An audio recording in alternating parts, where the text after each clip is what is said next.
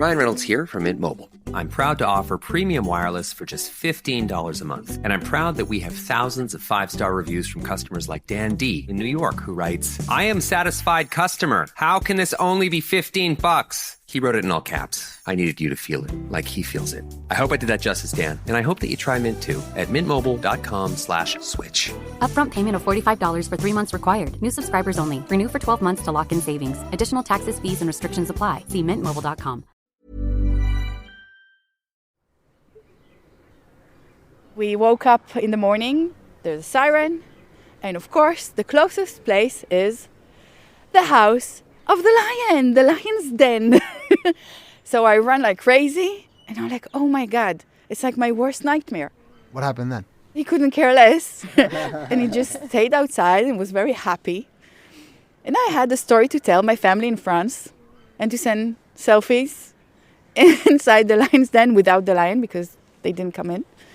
And it's a story. I think I'm going to tell it to my grandkids when they'll ask, oh my God, Granny, there was a war.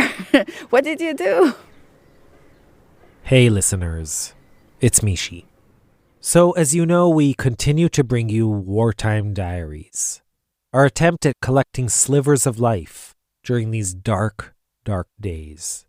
And today, we'll visit a place which is actually full of life. A place that is, under normal circumstances, one of the most visited sites in the entire country, Jerusalem's Biblical Zoo, or, in its official name, the Tisch Family Zoological Gardens.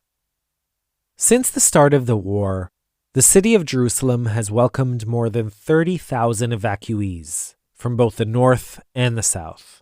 And with such an influx of people, and especially such an influx of kids, there was a real need to create and offer programming and activities.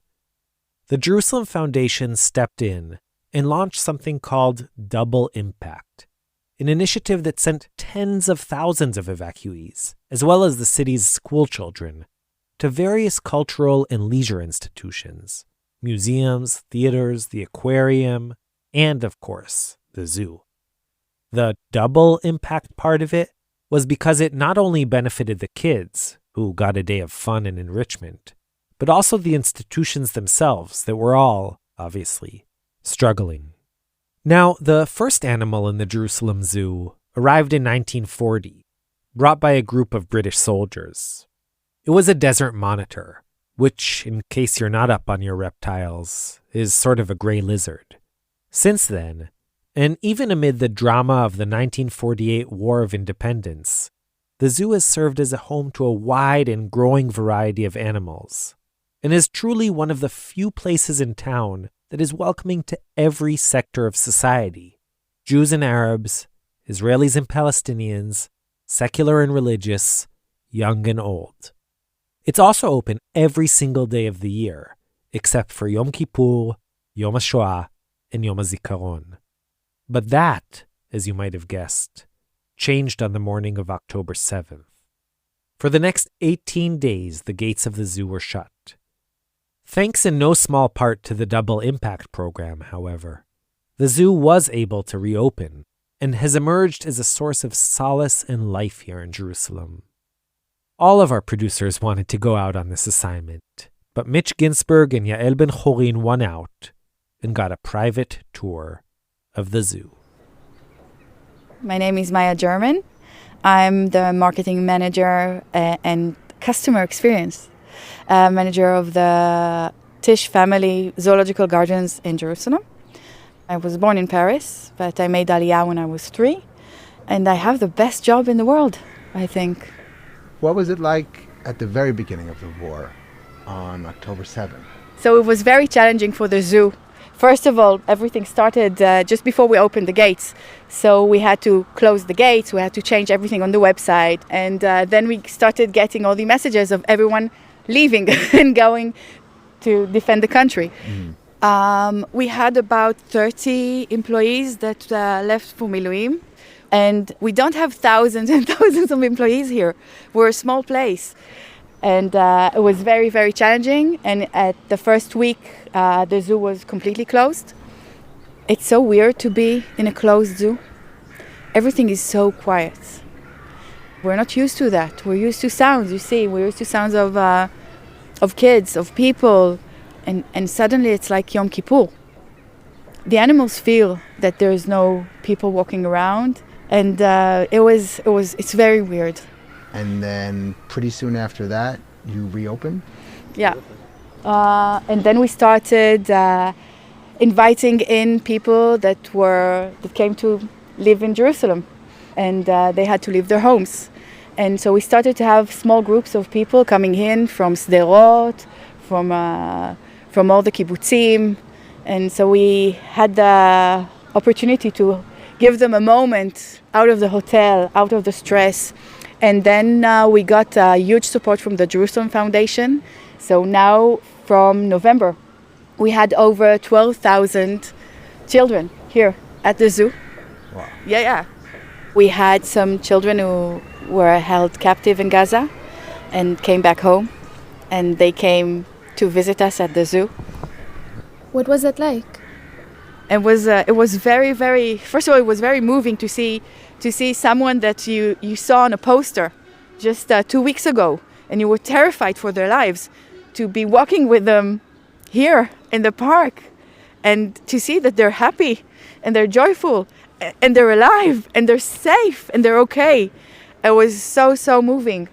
But it was also moving to see their reaction and the understanding that they're going to be, I hope so, okay.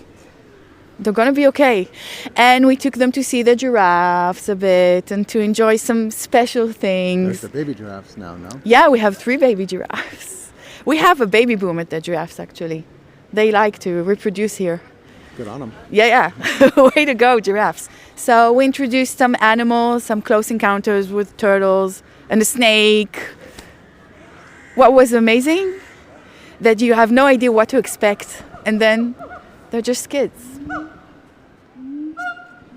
The first few days were a bit tense, not between the workers, just outside, coming from different locations in Jerusalem. But then inside the zoo, there's no politics in the zoo, no issues religion-wise, and it's like we're in a bubble.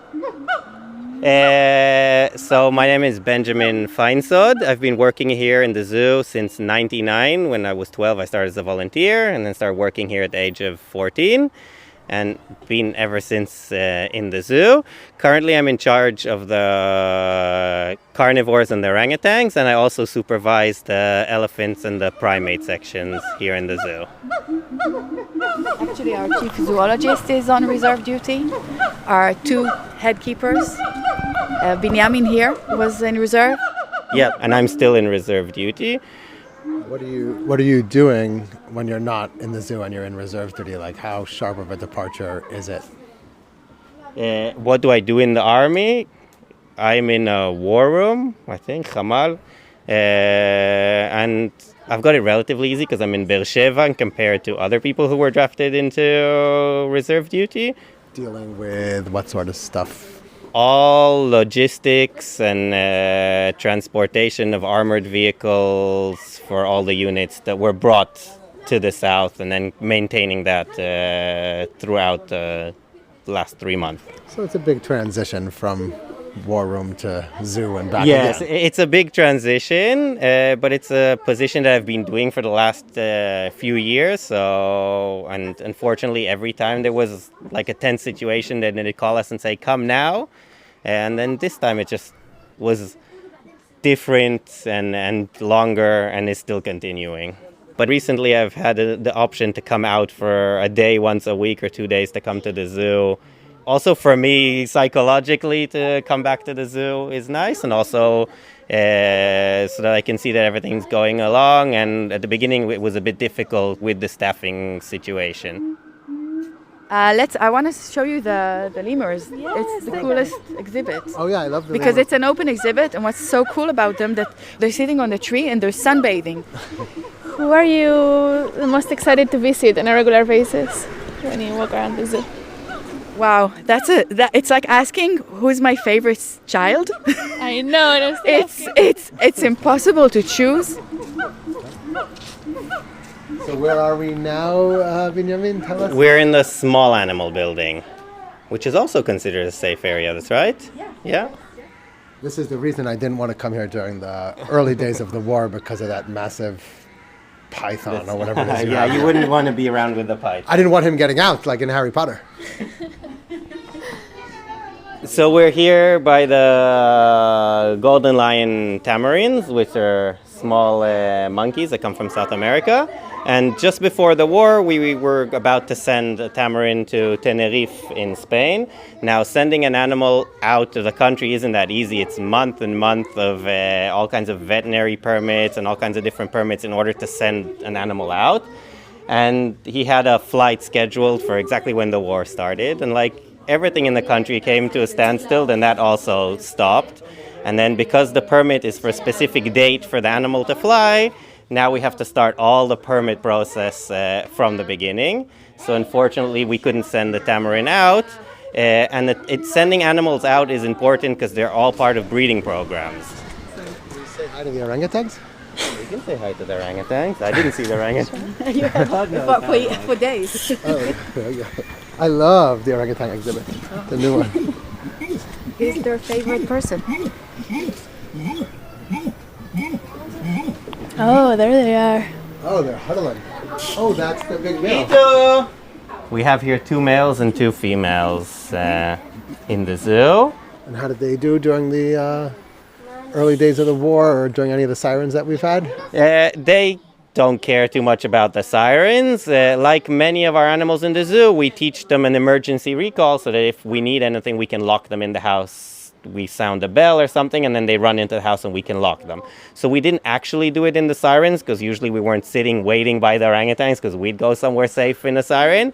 But if suddenly a rocket falls or something like that, then we have the ability to try and lock them in and separate them in a safer location. That's amazing. You taught them to recognize the bell as a sound of time to pack up our stuff and go inside? Yeah, we do it with many of our animals in the zoo as a normal behavior that we train them to do for emergency situations. It's not something specifically that we did for the war, but we did it. We train them to come into the house when we need to, if there's an emergency, and just run into the house. So if, God forbid, anything would happen, then we have the ability to do that.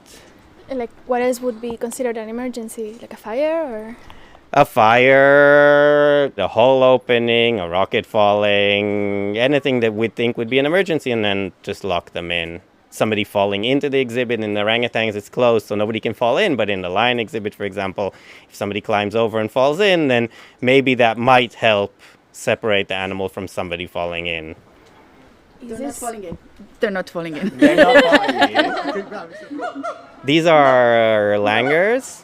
We have here our dominant male, 2 females, and 2 youngsters, which aren't that young. They're 2 years old. And then at the beginning of the war, Liz, our female, gave birth to a young female who we called Nova as part of... commemoration. Yeah. He has good hair. Yes. Were you in touch with the zoo in Gaza at all? No, there was the lion in Gaza. Because they know in the army that I work in the zoo, then we were talking about rescuing the lions from Gaza, and if the lion would be rescued or moved, then he'd move to a sanctuary in Jordan. He would be just passing through Israel to a sanctuary in Jordan.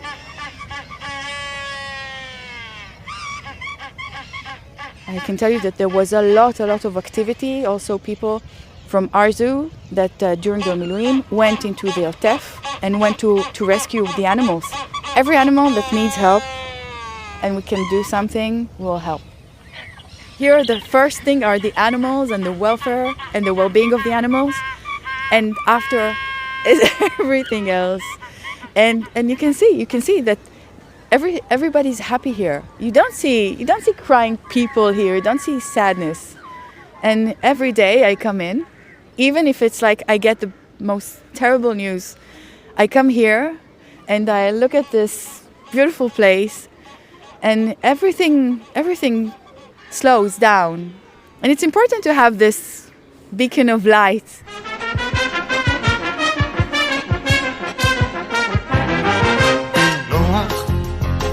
שפכנו איך בגשם בדשא ובשר נוח, לטבע אספת את חיות היער, שתיים שתיים מכל מין, האריה והממותה, הגמל והשיבוטה, וגם ההיפופוטם. איך פתחת את הצוהר ומתוך התכלת הלבנה באה היונה. נוח, כמה זמן נמשיך לשוט על פני המים? נוח, כל החלונות סגורים כמעט חודשיים, וכבר אין לנו אוויר, לאריה ולממותה, לגמל ולשיבוטה, וגם להיפופוטם. פתח לרגע את הצוהר ואל תוך התכלת הלבנה שלח את היונה. נוח, מה אתה טוען ופחד על הגשם? נוח, תחת החלון אולי הופיע קשת, והיו אותה כולם, האריה והממותה, הגמל והשיבוטה, וגם ההיפופוטם. קח לרגע את הצוהר ואל תוך התכלת הלבנה שלח את היונה.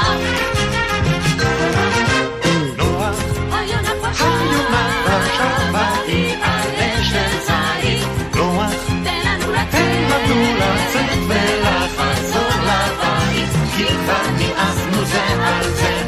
האריה על הממותה, הגמל על השיבוטה, וגם ההיפופוטם.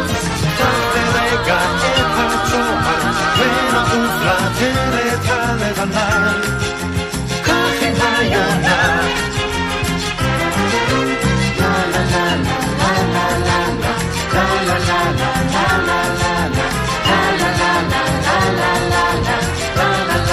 לה לה קח לרגע את הצוהר ונעוף לתכלת הלבנה, קח עם היונה.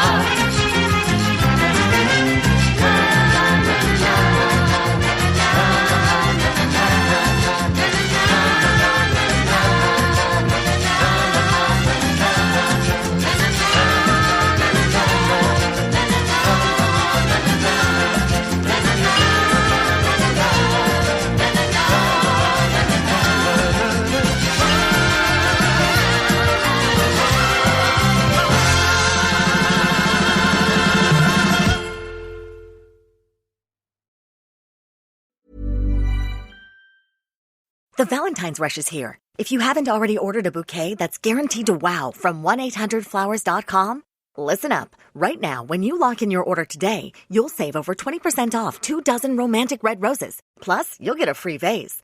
This offer from 1-800-Flowers is only good while supplies last. So stop what you're doing and save over 20% off your bouquet with 1-800-Flowers. Order today at 1-800-Flowers.com/ACAST. That's 1-800-Flowers.com/ACAST.